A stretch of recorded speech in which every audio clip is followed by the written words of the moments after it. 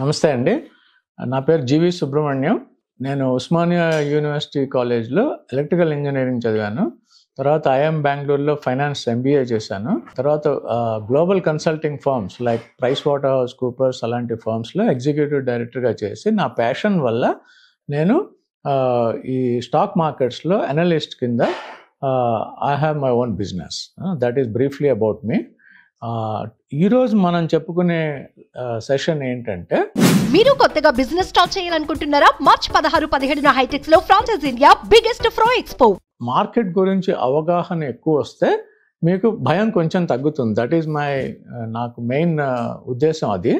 ఈ నిఫ్టీ 50 దాని గురించి ఇంకొంచెం డీటెయిల్గా చెప్తాను మీకు. సో దట్ ఇవి తెలిసిన కొద్దీ మీకు ఈ ఫియర్ ఆఫ్ అన్నోన్ అనేది తగ్గిపోతుంది. అది బేసిక్స్ ఇవన్నీ. బట్ ఇక్కడ నుంచి మనం నెక్స్ట్ 3-6 మంత్స్లో డీటెయిల్గా చెప్పడానికి నాకు ఈజీ అయిపోతుంది.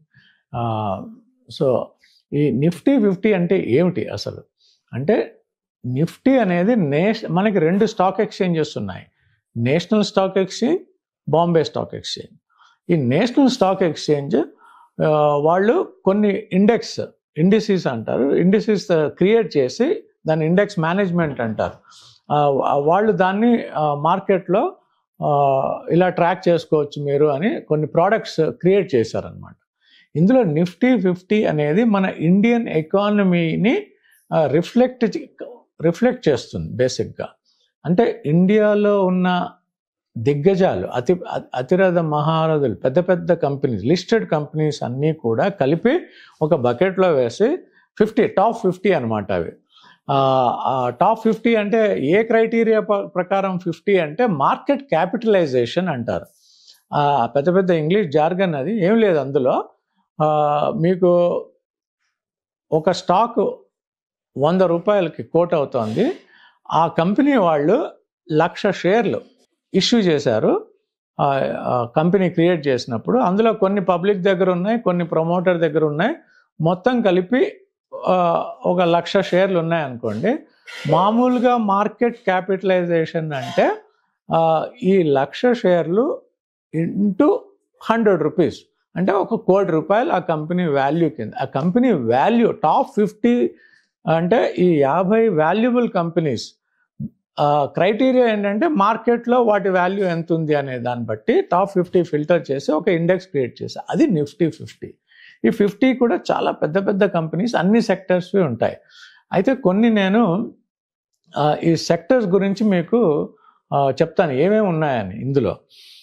ఫర్ ఎగ్జాంపుల్ ఫైనాన్షియల్ సర్వీసెస్ అంటే బ్యాంకింగ్, ఫైనాన్షియల్ సర్వీసెస్, ఇన్సూరెన్స్ ఇవన్నీ కలుపుకొని దాదాపు 35.25% వెయిటేజ్ ఉంది ఈ నిఫ్టీ 50 ఇండెక్స్లో. అంటే banking stocks, financial services stocks కొన్ని ఉన్నాయి. అది కాకుండా మీకు ఇన్ఫర్మేషన్ టెక్నాలజీ ఒక 13.62% వెయిట్. ఇక 100%లో 13.62% ఇన్ఫర్మేషన్ టెక్నాలజీకి ఉంది. అలాగే oil and gas 11.4%. FMCG, fast moving consumer goods, అది ఒక 9.16%. Auto sector 6.48%. Construction sector 4.39%. Health care రఫ్లీ 4%. Okay, metals and mining 3.81%. Consumer durables 3.23%. Telecom, power sector, services, chemicals, ఇట్లా అన్ని డైవర్సిఫైడ్ ఇండస్ట్రీస్లో పెద్ద పెద్ద కంపెనీస్ అన్నిటినీ తీసి ఒక బకెట్లో వేసి దానికి లేబుల్ టాప్ 50 కంపెనీస్కి నిఫ్టీ 50 అన్నారన్నమాట. సో మీకు మార్కెట్ పడింది, పెరిగింది అంటే ఈ నిఫ్టీ 50 లార్జ్ క్యాప్లో నిఫ్టీ 50 అంటారు. మిడ్ క్యాప్లో అలాంటివి మిడ్ క్యాప్ 100 అని రకరకాల కేటగిరీస్ ఉంటాయి. ఎక్కువ కన్ఫ్యూజ్ అవ్వకుండా 3 గుర్తుపెట్టుకోండి. Nifty 50 large cap, mid cap అంటే మిడ్ సైజ్ కంపెనీస్ 100 ఉన్నాయి. అలాగే స్మాల్ క్యాప్ ఒక 100. స్మాల్ క్యాప్లో ఎన్నన్నా ఉండొచ్చు, ఒక 100. వీటికి కూడా ఇండెక్స్లు ఉన్నాయి. సో ఇవి ముఖ్యమైన కంపెనీస్ అన్నమాట. సో మార్కెట్ పడి లేస్తుంటే ఈ మిడ్ క్యాప్ పెరగచ్చు, నిఫ్టీ 50 పడచ్చు. అది దానికి లాజిక్ వేరుగా ఉంటుంది. సో ఇది ఇండెక్స్ అనమాట. సో మీరు ఇందాక నేను మీకు చెప్పాను, ప్యాసివ్ ఫండ్ కొనుక్కుంటే మీరు ఇన్ని సెక్టర్స్లో ఉన్న కంపెనీస్, బెస్ట్ కంపెనీస్ ఆల్మోస్ట్ అన్నీ కలిపి యూనిట్స్ రూపంలో మీరు కొనుక్కుంటున్నారు. సో అది మీకు దానివల్ల మీకు అది తెలిస్తే మీకు భయం తగ్గుతుంది. ఎందుకంటే ఇవన్నీ పెద్ద పెద్ద companies, HDFC bank, Hindustan Unilevers, Reliance Industries, ఇంత పెద్ద కంపెనీస్ ఉన్నాయి కాబట్టి అవి జనరల్గా అవి వాటికి ఒక కంపెనీ 50లో ఏదన్నా కుంటుకుర్రం అవ్వచ్చు, కానీ అన్నీ పడవు. అన్నీ పడాలంటే అదేదో చాలా సివియర్ గ్లోబల్ ఇష్యూ అవుతే తప్ప మీకు పడచ్చు పెరగచ్చు, కానీ అన్ని నష్టాల్లోకి వెళ్ళవు. అది అవ్వదు. ఎందుకంటే ఇవన్నీ ఆల్రెడీ ఒక 100 కంట్రీస్లో ఎక్స్పోర్ట్స్ చేస్తూ బిజినెస్ చేస్తూ చాలా పెద్దవి అయిపోయాయి గ్లోబల్ కంపెనీస్. కొన్ని ఇండియన్ కంపెనీస్, కొన్ని foreign companies operating in India. So మీకు దానివల్ల మీకు ఫస్ట్ ఈ మ్యూచువల్ ఫండ్లో నిఫ్టీ 50లో కొంటే భయపడకపోవడానికి కారణం దాని కింద వెనకాల ఉన్న కంపెనీస్ మంచివి కాబట్టి ఆ కంపెనీలో మీకు ఇండైరెక్ట్ ఓనర్షిప్, షేర్స్ కొనుక్కుంటున్నారు కాబట్టి యూనిట్స్ ద్వారా మీకు ఇండైరెక్ట్ ఓనర్షిప్ వస్తుంది. అయితే మీకు ఒక ముఖ్యమైన పాయింట్, నిఫ్టీ 50 మీరు ఇండెక్స్ యూనిట్స్ కొనుక్కున్నా కూడా ఈ కంపెనీస్ డివిడెండ్ డిక్లేర్ చేస్తూ ఉంటాయి. ఇవన్నీ కూడా మళ్ళీ ఆ స్కీమ్లో వచ్చేస్తాయి.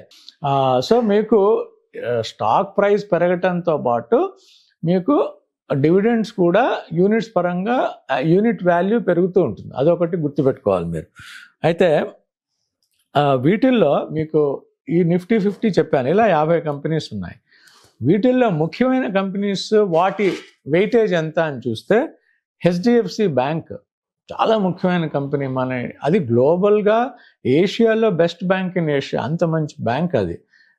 దానికి ఒక ప్రమోటర్ అంటూ లేడు ఇప్పుడు, అందరూ కలిపి దాన్ని రన్ చేస్తున్నారు. ఫారిన్ ఇన్స్టిట్యూషనల్ ఇన్వెస్టర్స్ అందరూ కలిపి పద్ధతిగా కార్పొరేట్ గవర్నెన్స్ స్టాండర్డ్స్తో రన్ చేస్తున్నారు. అప్పుడప్పుడు పడుతూ పెరుగుతూ ఉంటుంది.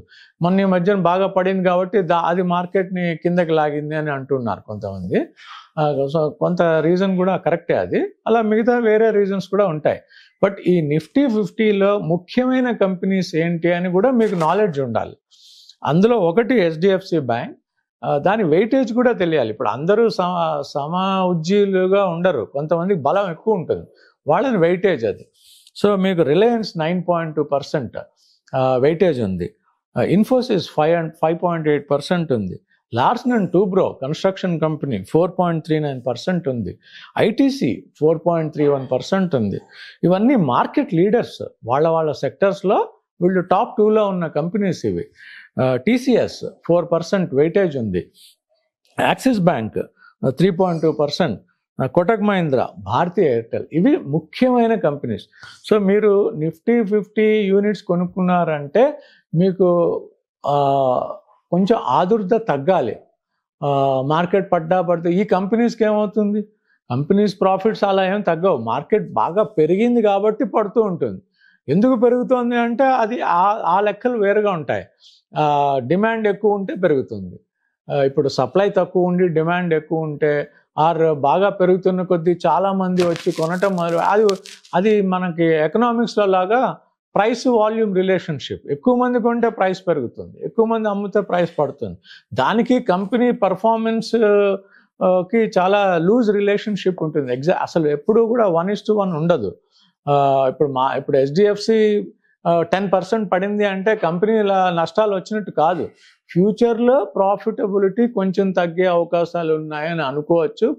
మెయిన్గా బాగా ఎక్కువ పెరిగింది కాబట్టి కొంచెం తగ్గుతుంది. అవి జనరల్ మార్కెట్ మూమెంట్స్ అది.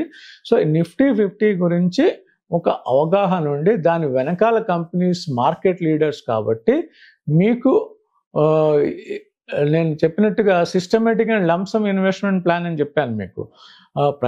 ప్రతి నెల సిస్టమేటిక్గా యూనిట్స్ కొనుక్కుంటూ పోయి ప్యాసివ్ మోడ్లో కూడా బాగా 10% మార్కెట్ పడ్డప్పుడు ప్రతి 10% ఎంత పడుతుందో ఎవరూ చెప్పలేము.